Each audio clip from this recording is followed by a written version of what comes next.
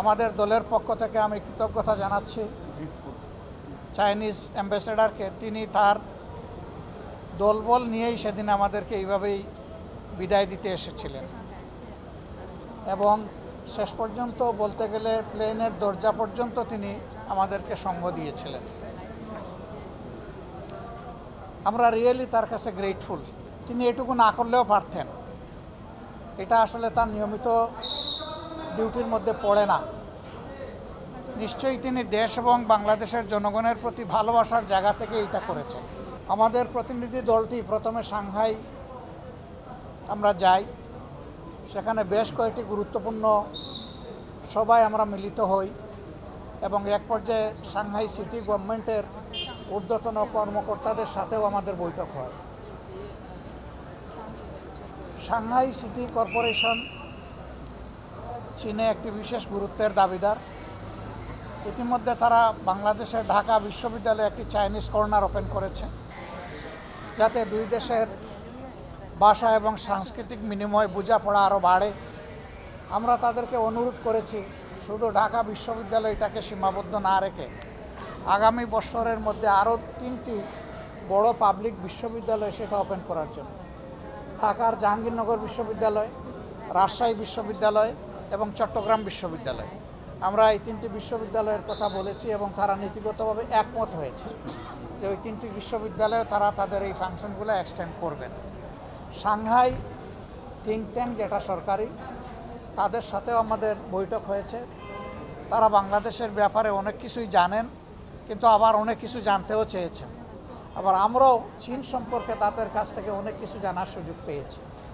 মূলত আমাদের এই সফরটি ছিল চাইনিজ সিপিসির দাওয়াতে, অর্থাৎ কমিউনিস্ট পার্টি অফ চায়নার দাওয়াতে, কিন্তু সেখানে সরকারি কর্মকর্তাদের সাথেও আমাদের বিভিন্ন মত বিনিময় সভা অনুষ্ঠিত হয়েছে।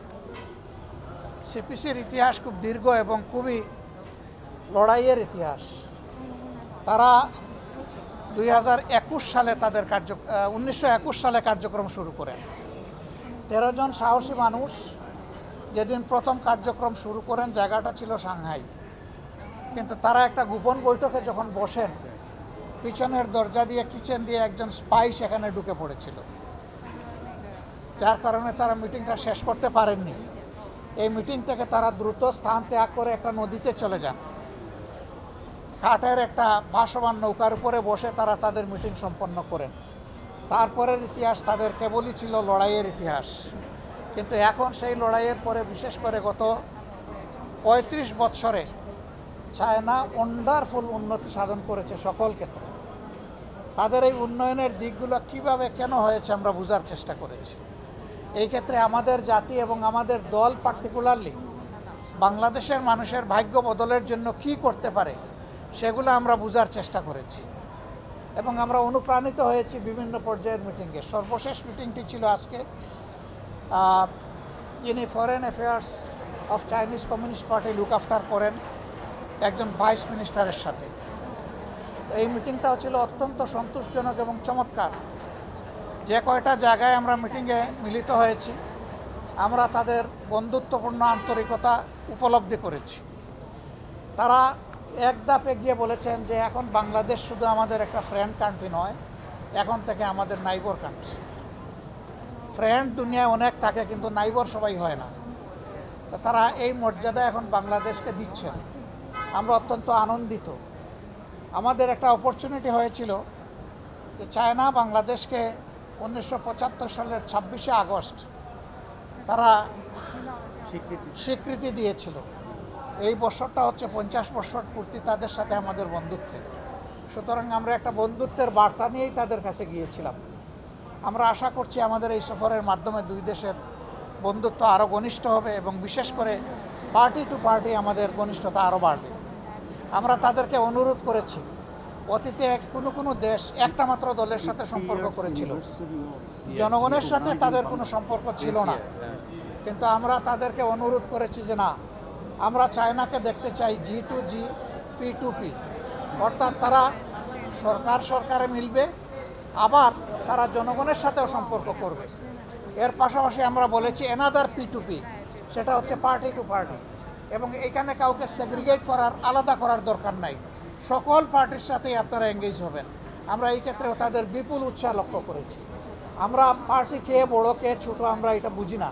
আমরা মনে করি বাংলাদেশে যারাই রাজনীতি করেন তারা দেশ এবং জনগণের কল্যাণ চিন্তা করেই তারা করেন।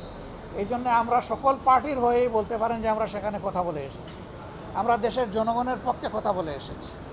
আমরা আশা করছি আগামীর দিনগুলোতে আমাদের এই যাওয়া আসা আরও বাড়বে। আমরা আমাদের পক্ষ থেকে, দলের পক্ষ থেকে প্রেসিডেন্ট হিসাবে নয়, শি জিনপিংকে তার দলের সেক্রেটারি হিসাবে আমরা দাওয়াত দিয়ে এসেছি। ফর্মাল দাওয়াত ভাইস মিনিস্টারের মাধ্যমে আমরা আশা করি দাওয়াত ইতিমধ্যে তার দপ্তরে পৌঁছে গিয়েছে। তিনি যদি আসেন বাংলাদেশের মানুষ খুশি হবে, উপকৃত হবে এবং আমাদের বন্ধুত্বের মাত্রা আরও উপরে উঠবে। তো আমরা বিশ্বের অন্যান্য দেশের সাথেও একইভাবে মিউচুয়াল রেসপেক্ট এবং ইকুইটির ভিত্তিতে আমাদের এই সম্পর্ক আমরা গড়ে তুলতে চাই। চায়না যেহেতু আমাদের নিকটবর্তী একটি বৃহৎ দেশ এবং ডেভেলপমেন্টের ক্ষেত্রে তারা অভূতপূর্ব উন্নয়ন সাধন করেছেন, বিশেষ করে টেকনোলজিক্যাল ডেভেলপমেন্ট আমরা যেগুলো দেখেছি সেইগুলো থেকে শিকার অনেক কিছুই আছে, কিন্তু বাস্তবায়ন করতে সময় লাগবে। আমরা তাদেরকে জিজ্ঞেস করেছিলাম যে আপনাদের এই ওয়ান্ডারফুল চেঞ্জ কতদিনে হলো। তারা বললেন যে ম্যাক্সিমাম 34 বছর। 34 বছরে একটা জাতি কীরকম বদলে গিয়েছে, যারা চায়না গিয়েছেন তারাই শুধু এটা উপলব্ধি করতে পারবেন, অন্যের পক্ষে এটা উপলব্ধি করা সম্ভব নয়। তা আজকে আপনারা গত দিনের মতোই কষ্ট করে এসেছেন। আপনাদের মাধ্যমে আমরা গোটা দেশবাসীকে আমাদের এই সসম্মানে এবং শান্তিপূর্ণভাবে নিরাপত্তার সাথে এই ট্রিপ শেষ করতে আসতে পেরে মহান আল্লাহ শুকরিয়া আদায় করছি এবং দেশবাসীকে আপনাদের মাধ্যমে অভিনন্দন জানাচ্ছি। সম্মানিত বন্ধুগণ, আরেকটা কথা না বললে একেবারেই অকৃতজ্ঞতা হবে। আমরা যে কয়টা জায়গায় গিয়েছি আমরা চরম আন্তরিকতা তাদের থেকে উপলব্ধি করেছি। কোথাও আন্তরিকতার সামান্য কোনো ঘাটতি অথবা কোনো কৃত্রিম আচরণ আমরা দেখিনি। আমরা রিয়েলি ব্রাদারহুড সুলভ আচরণ তাদের কাছে দেখেছি।